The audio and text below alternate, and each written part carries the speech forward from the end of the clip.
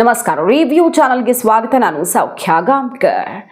ರಾಷ್ಟ್ರ ರಾಜಕಾರಣದ ಸ್ಫೋಟಕ ಸುದ್ದಿಯೊಂದು ಸಿಡಿದಿದೆ. ದೇಶ ಬೆಚ್ಚಿ ಬೀಳುವಂತಹ ಸ್ಫೋಟಕ ಸಾಕ್ಷಿಯನ್ನ ರಾಹುಲ್ ಗಾಂಧಿ ವಿರುದ್ಧ ಬಿಜೆಪಿ ಮೋದಿ ಟೀಮ್ ಈಗ ರಿಲೀಸ್ ಮಾಡಿದೆ. ಏನಿದೆ ಅದರಲ್ಲಿ ಅಂಥದ್ದು? ಹಾಗಾದ್ರೆ ಒಂದ್ ಕಡೆ ಇರಾನ್ ಹೊತ್ತುಕೊಂಡು ಉರಿತಾ ಇದೆ, ಅಮೆರಿಕ ಕೈವಾಡ ಸ್ಪಷ್ಟವಾಗಿ ಕಾಣಿಸ್ತಿದೆ. ಬುರ್ಕಾನೆ ಕಿತ್ತೆಸೆದು ಮುಲ್ಲಾಗಳ ಆಡಳಿತ ಬೇಡ, ಖಮೇನಿಯನ್ನ ಕೊಂದು ಬಿಸಾಕ್ತಿವಿ ಅಂತ ವಿದೇಶಿ ಶಕ್ತಿಗಳು ಬಂದಲ್ಲೂ ಪ್ರೊಟೆಸ್ಟ್ ಎಲ್ಲ ಮಾಡ್ತಿರೋ ಹೊತ್ತಲ್ಲಿ ರಾಹುಲ್ ಗಾಂಧಿ ವಿರುದ್ಧ ಬಿಟ್ಟಿರೋ ಸಾಕ್ಷಿ ಏನು? ಬಿಜೆಪಿ ಡೀಟೇಲ್ಸ್ ನೋಡ್ತಾ ಹೋಗೋಣ. ಮಿಸ್ ಮಾಡಿದ್ರೆ ನಮ್ಮ ಚಾನಲ್ನ ಸಬ್ಸ್ಕ್ರೈಬ್ ಮಾಡಿ, ನಿಮ್ಮ ಅಭಿಪ್ರಾಯ ಕಮೆಂಟ್ ಮಾಡಿ ತಿಳಿಸಿ. ವೀಕ್ಷಕರೇ, ರಾಹುಲ್ ಗಾಂಧಿ ವಿರುದ್ಧ ಬೇಕಾದಷ್ಟು ದೇಶದ್ರೋಹದ ಆರೋಪ, ಮತ್ತೆ ವಿದೇಶದಲ್ಲಿ ಇವರು ಏನೇನು ಮಾಡ್ತಿದ್ದಾರೆ, ಯಾರನ್ನು ಮೀಟ್ ಆಗ್ತಿದ್ದಾರೆ, ಇಂಥದ್ದೆಲ್ಲ ಬಿಡ್ತಾ ಇರ್ತಾರೆ. ಆದರೆ ಈಗ ಬಹಳ ಗಂಭೀರ ಸ್ವರೂಪದ ಇತ್ತೀಚಿನ ದಿನಗಳಲ್ಲಿ ತುಂಬಾ ಸೀರಿಯಸ್ ಆಗಿರೋ ವಿಚಾರವನ್ನು ಬಿಜೆಪಿ ಇಟ್ಟಿದೆ. ಏನದು ನೋಡಿ, ಒಂದು ಬೆಳವಣಿಗೆ ಆಗಿದೆ. ಇದ್ದಕ್ಕಿದ್ದಂತೆ ಅಮೆರಿಕದ ಪ್ರತಿಷ್ಠಿತ ನಗರವಾದ ನ್ಯೂಯಾರ್ಕ್ ಮೇಯರ್ ಆಗಿ ಭಾರತ ಮೂಲದ ಜೊಹ್ರಾನ್ ಮಮ್ದಾನಿ ಆಯ್ಕೆಯಾಗಿದ್ದಾರೆ. ಕುರಾನ್ ಮೇಲೆ ಕೈ ಇಟ್ಟು ಪ್ರಮಾಣ ಸ್ವೀಕಾರ ಮಾಡಿದ ದಿನವೇ ಭಾರತದಲ್ಲಿ ದೇಶದ್ರೋಹಿ ಅಂತ ಶಿಕ್ಷೆಗೆ ಗುರಿಯಾಗಿರುವ, ಅಂದರೆ ಬಂಧಿತ ಆಗಿರುವ, ಕಾಯ್ದೆಯಡಿಯಲ್ಲಿ ಆ ದೇಶದ್ರೋಹದ ಕಾಯ್ದೆಯಡಿ ಬಂಧಿತ ಆಗಿರುವ 2020 ಡೆಲ್ಲಿ ದಂಗೆ, ಅಲ್ಲಿನ ಗಲಭೆ ಎಲ್ಲ ನೆನಪಿದೆ ನಮಗೆ. UAPA ಅಡಿ ಈತ ಅರೆಸ್ಟ್ ಆಗಿರೋದು. 5 ವರ್ಷಗಳಿಂದ ಜೈಲಲ್ಲಿದ್ದಾನೆ. ಯಾರು? ಉಮರ್ ಅನ್ನುವಂಥ ವ್ಯಕ್ತಿ. ಈತ ಭಾರತದ ಪೌರತ್ವ ತಿದ್ದುಪಡಿ ಕಾಯ್ದೆ ವಿರುದ್ಧ ಎಷ್ಟು ಜನರ ಜೀವ ಹೋಗಿತ್ತು ಅನ್ನೋದು ನೆನಪಿದೆ ಈ ಗಲಾಟೆಯಲ್ಲಿ.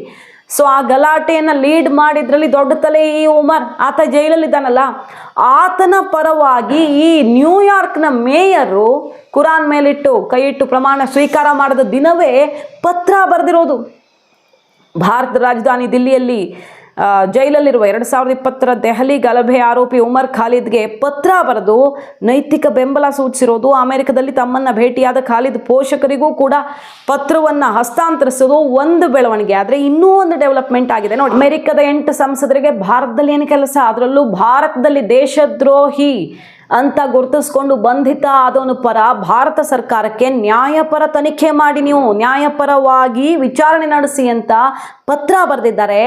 ಅದಷ್ಟೇ ಇಂಪಾರ್ಟೆಂಟ್ ಅಲ್ಲ, ಈ ಪತ್ರ ಬರೆದಿದ್ದಾರೆ ಅವ್ರ ಜೊತೆ ಅದರಲ್ಲಿ ಒಬ್ಬರಾದ ಜನೇಸ್ ಶಾಕೋವಸ್ಕಿ ಅನ್ನುವಂಥ ಸಂಸದೆ ಜೊತೆ ಕಾಂಗ್ರೆಸ್ ನಾಯಕ ರಾಹುಲ್ ಗಾಂಧಿ ಅವರು ಸಭೆ ನಡೆಸಿದ ಫೋಟೋ ಈಗ ಬಿಜೆಪಿ ಹಂಚಿಕೊಂಡಿದೆ. ಪದೇ ಪದೇ ಇವರು ಅಮೆರಿಕಾಗೆ ಹೋಗ್ತಾರೆ, ಜರ್ಮನಿಗೆ ಹೋಗ್ತಾರೆ, ಅಲ್ಲಿ ಹೋಗ್ತಾರೆ, ಇಲ್ಲಿ ಹೋಗ್ತಾರೆ, ಇಲ್ಲಿ ಸೆಷನ್ ಇರುವಾಗ ಬಿಟ್ಟು ಹೋಗ್ತಾರೆ. ತುಂಬ ಇಂಪಾರ್ಟೆಂಟ್, ಇಲ್ಲಿ ಮಹತ್ವದ್ದೇನೋ ಆಗ್ತಿದೆ ಅನ್ನುವಾಗ ವಿದೇಶಕ್ಕೆ ಹಾರ್ತಾರೆ. ಕಳೆದ ವರ್ಷದಿಂದ ಅಂತೂ ತುಂಬ ಜಾಸ್ತಿ ಆಗಿದೆ. 2024ರಲ್ಲಿ ತುಂಬ ಮೀಟಿಂಗ್ಗಳನ್ನು ಮಾಡಿದ್ದಾರೆ, ಇವ್ರನ್ನೆಲ್ಲ ಮೀಟ್ ಆಗಿದ್ದಾರೆ. 2025ರಲ್ಲಿ ವೋಟ್ ಚೋರಿ ವಿರುದ್ಧ ವಿದೇಶದಲ್ಲಿ ಕೂತು PDF ರೆಡಿ ಮಾಡಿದ್ದು ಅಲ್ಲೇನೆ ಅಂತೆಲ್ಲ ಸಾಕ್ಷಿಗಳನ್ನು ಬಿಡ್ತಾನೆ ಇರ್ತಿತ್ತಲ್ವಾ. ಈಗ ನೋಡಿ, ಇದು ಬಹಳ ದೊಡ್ಡ ಕೇಸು. ಭಾರತದಲ್ಲಿ ಭಯಂಕರವಾದ ಗಲಭೆ ಎಬ್ಬಿಸಿ ಒಂದು ಚೂರು ಹೆಚ್ಚು ಕಡಿಮೆ ಆಗಿದ್ದಾರೆ. ನಮ್ಮ ಕೇಂದ್ರ ಗೃಹ ಇಲಾಖೆ ಏನಾದರೂ ಮೈ ಮರ್ತಿದ್ರೆ ಇವತ್ತು ಇರಾನು ಅಥವಾ ಬೇರೆ ಬೇರೆ ಕಡೆಗಳಲ್ಲಿ ಆಗಿವೆಯಲ್ಲ, ನೇಪಾಳದಲ್ಲಿ, ಬಾಂಗ್ಲಾದೇಶದಲ್ಲಿ, ಅಂಥದ್ದೇ ಗಲಭೆ ನಮ್ಮಲ್ಲೂ ಆಗಬೇಕಿತ್ತು. ಅದನ್ನು ಭಾರತ ಹೇಳಿದೆ ಬಹಳಷ್ಟು ಬಾರಿ. ಭಾರತದಲ್ಲಿ ಅಂಥದ್ದೇ ದಂಗೆ ಆಗೋದಿತ್ತು, ಜಸ್ಟ್ ಮಿಸ್. ಯಾಕಂದರೆ ನಮ್ಮ ಕೇಂದ್ರ ಗೃಹ ಇಲಾಖೆಯ ಕಾರ್ಯಾಚರಣೆ, ಚಾಕಚಕ್ಯತೆ, ನಮ್ಮ ರಕ್ಷಣಾ ಪಡೆಗಳ ಅಷ್ಟು ಪೂರ್ವ ತಯಾರಿಯಿಂದಾಗ ಅಂಥದ್ದು ನಡೆಯೋದಕ್ಕೆ ಬಿಟ್ಟಿಲ್ಲ. ಬಟ್ ಆಲ್ರೆಡಿ ಈ CAA ಹೋರಾಟದಲ್ಲಂತೂ ತುಂಬ ಜನ ಸಾವಿಗೀಡಾಗಿದ್ರು. ಅದು ದೇಶವ್ಯಾಪಿ ಇನ್ನೂ ದೊಡ್ಡ ರೂಪ ಪಡ್ಕೊಳ್ಳೋದ್ರೊಳಗೆ ಭಾರತ ಸರ್ಕಾರ ಕಂಟ್ರೋಲ್ ಮಾಡ್ತಲ್ವಾ. ಆ ದಂಗೆಕೋರ ಅದರಲ್ಲಿ ಮೇನ್ ರೋಲ್ ಮಾಡ್ತಿರುವಂಥ, ಅಂದರೆ ನಿಭಾಯಿಸಿದಂಥ ಉಮರ್ ಜೊತೆಗೆ ಯಾಕಪ್ಪ ಇವ್ರಿಗೆಲ್ಲ ಇಷ್ಟು ಉಮರ್ ಖಾಲಿದ್ನ ರಕ್ಷಣೆ ಮಾಡೋದಕ್ಕೆ ಅಮೆರಿಕ ಮುಂದಾಗ್ತಿದೆ? ಅವರೆಲ್ಲ ಅನುಕಂಪ ತೋರಿಸಿ ಸರಿಯಾಗಿ ಮಾಡಿ ವಿಚಾರಣೆನ ಅಂತ ಭಾರತಕ್ಕೆ ಪಾಠ ಹೇಳಕ್ಕೆ ಬಂದಿದ್ದಾರೆ ಅನ್ನೋದು ಒಂದಾದರೆ, ಆ ಪಾಠ ಹೇಳ್ತಿರೋ ಅಮೆರಿಕ MP ಗಳ ಜೊತೆಗೆ ರಾಹುಲ್ ಗಾಂಧಿ ಮೀಟಿಂಗ್ ಮಾಡಿರೋ ಫೋಟೋ ಬಿಟ್ಟು ಭಾರತದಲ್ಲಿ ಭಯಂಕರ ದಂಗೆ ಎಬ್ಬಿಸೋದಿಕ್ಕೆ, ಭಾರತವನ್ನು ಬಾಂಗ್ಲಾ ಥರ ಮತ್ತೊಂದು ರಾಷ್ಟ್ರದ ಥರ ಮಾಡಿ ಇಲ್ಲಿನ ಸರ್ಕಾರವನ್ನು ಉರುಳಿಸೋದಿಕ್ಕೆ ನೇರವಾಗಿ, ಪರೋಕ್ಷವಾಗಿ ಎಲ್ಲ ಸುತ್ತಿ ಬಳಸಿ ಎಲ್ಲ ಕದ್ದು ಮುಚ್ಚಿ ಎಲ್ಲ ನೇರವಾಗಿ ರಾಹುಲ್ ಗಾಂಧಿ ವಿದೇಶಿ ಶಕ್ತಿಗಳ ಜೊತೆಗೆ ಗುರುತಿಸ್ಕೊಳ್ತಿದ್ದಾರೆ ಅಂತ ಬಿಜೆಪಿಗೆ ಸಾಕ್ಷಿ ಬಿಟ್ಟು ಮುಗಿ ಬೀಳ್ತಿದೆ. ಮೊನ್ನೆಯಷ್ಟೇ ನೋಡಿದ್ವಿ ನಾವು, ಸೋರಸ್ ಫಂಡೆಡ್ ಟೀಮ್ನ ಡೈರೆಕ್ಟರ್ನ ಮೀಟ್ ಆಗಿ ಬಂದಿದ್ದಾರೆ ಅಂತ ಫೋಟೋ ಬಿಡ್ತು.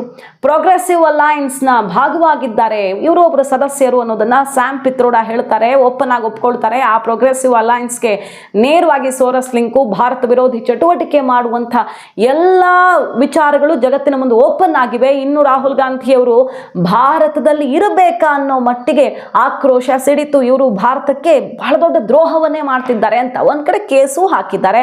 ಭಾರತದ ಸೀಕ್ರೆಟ್ ಇನ್ಫಾರ್ಮೇಶನ್ಗಳನ್ನ ಬೇರೆ ದೇಶಕ್ಕೆ, ಅದರಲ್ಲೂ ಶತ್ರು ರಾಷ್ಟ್ರಕ್ಕೆ ಶೇರ್ ಮಾಡಿದ್ದಾರೆ ಅಂತ ಫೇಕ್ ಪಾಸ್ಪೋರ್ಟ್ ಕೇಸು, ಜೊತೆಗೆ ಇವರು ಭಾರತ ಪ್ರಜೆನೇ ಅಲ್ಲ ಅನ್ನುವಂಥ ಕೇಸ್ ಕೂಡ ನಡೀತಾ ಇದೆ. ನೋಡ್ಬೇಕು ಅದೆಲ್ಲ ಏನೇನಾಗುತ್ತೆ ಅಂತ. ಅದರ ನಡುವೆ ಈಗ ಬಿಜೆಪಿ ಸ್ಫೋಟಕವಾದಂತಹ ಫೋಟೋವನ್ನ ರಿಲೀಸ್ ಮಾಡಿದೆ ಮತ್ತು ಭಯಂಕರವಾದ ಬೆಳವಣಿಗೆ ಇದು. ಅಲ್ಲಿನ ನ್ಯೂಯಾರ್ಕ್ನ ಮೇಯರ್ ಪತ್ರ, ಜೊತೆಗೆ 8 ಜನ ಸಂಸದರು ಭಾರತದಲ್ಲಿ ಹಸ್ತಕ್ಷೇಪ ಮಾಡ್ತಿದ್ದಾರೆ ಆ ಉಮರ್ ಖಾಲಿದ್ನ ರಕ್ಷಣೆ ಮಾಡೋದಿಕ್ಕೆ, ಇಲ್ಲಿ ಅಶಾಂತಿ ಎಬ್ಸೋದಿಕ್ಕೆ. ಭಾರತ ಅಲ್ಲೋಲ ಕಲ್ಲೋಲ ಮಾಡುವಂತಹ ಒಂದು ಇತ್ತೀಚಿನ ಬೆಳವಣಿಗೆ ಅಂದ್ರೆ ಅದು 2020 ದೆಹಲಿ ಗಲಾಟೆ ಮತ್ತೆ CAA ಪ್ರೊಟೆಸ್ಟ್. ಅದು ಬಿಟ್ಟರೆ ಬೇರೆ ಯಾವುದು ಹಿಂಗೆ ಮಾಡೋಕ್ಕಾಗಿಲ್ಲ. ಕೃಷಿ ಕಾಯ್ದೆದು ಕೂಡ ಮೋದಿನೇ ಒಂದು ಹೆಜ್ಜೆ ಹಿಂದೆ ಇಟ್ಟು ದೇಶದಲ್ಲಿ ಅಲ್ಲೋಲ ಕಲ್ಲೋಲ ಆಗದಂತೆ ಬಹಳ ಮುನ್ನೆಚ್ಚರಿಕೆಯನ್ನು ವಹಿಸಿಬಿಟ್ರು. ಅದನ್ನು ತಾವು ಸೋಲು ಅಂತ ಭಾವಿಸಲ್ಲ, ರೈತರು ಗೆಲುವು ಅಂತ ಭಾವಿಸ್ತೀವಿ.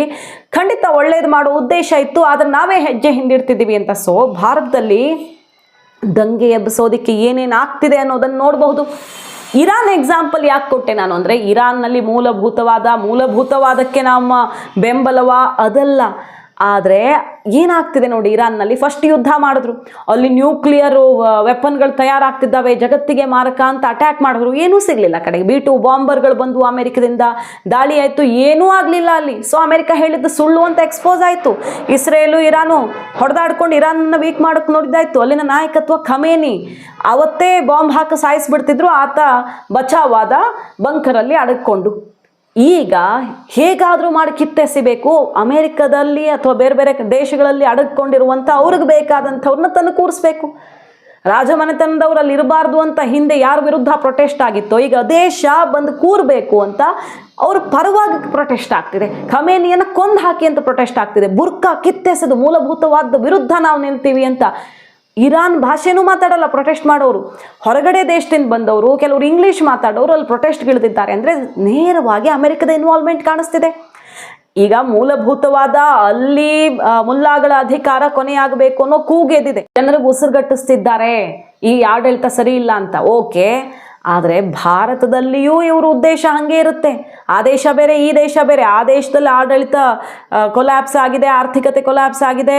ಬಟ್ ಭಾರತದಲ್ಲಿ ಆರ್ಥಿಕತೆ, ಹಣದುಬ್ಬರ ಕಂಟ್ರೋಲು ಎಲ್ಲ ಆಗಿದೆ. ಬಟ್ RSS ಹಿಂದುತ್ವವನ್ನು ಇವರು ಮೂಲಭೂತವಾದ ಅಂತಲೇ ಪಟ್ಟ ಕಟ್ಟೋಗ್ತಾನೆ ಹೊರಟಿರೋದು, ಇಲ್ಲಿನವರು ಮತ್ತು ಅಲ್ಲಿನವರು.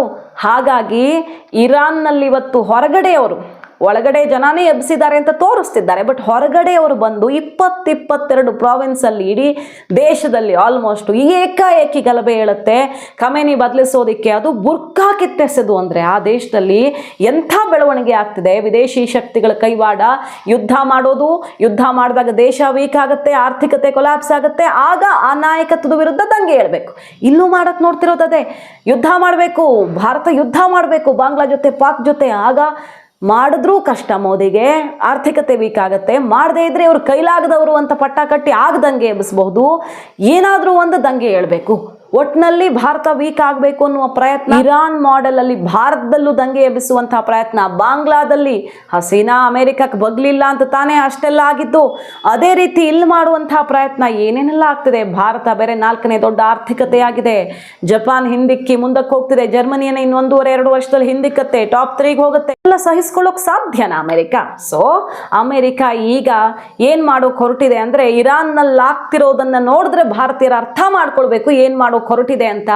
ಇರಾನ್ ಬೇರೆ, ಭಾರತ ಬೇರೆ. ಆದ್ರೂ ಅವರು ಎಕ್ಸಿಕ್ಯೂಟ್ ಮಾಡೋಕೆ ನೋಡ್ತಿರೋ ಮಾಡೆಲ್ ಅಂತೂ ಒಂದೇ ಅನ್ನೋದ್ರಲ್ಲಿ ಡೌಟ್ ಇಲ್ಲ. ಅದಕ್ಕೆ ಪೂರಕವಾಗಿ ಈಗ ಭಾರತದಲ್ಲಿ ದೇಶದ್ರೋಹದ ಕೇಸ್ ಎದುರಿಸ್ತಿರುವ, ಇಲ್ಲಿ ದಂಗೆ ಎಬ್ಬಿಸಿದವರನ್ನ, ಜೈಲಲ್ಲಿರೋರನ್ನ ಕಾಪಾಡೋಕೆ ಅಮೆರಿಕ ಸಂಸದರು ಬಂದಿದ್ದಾರೆ.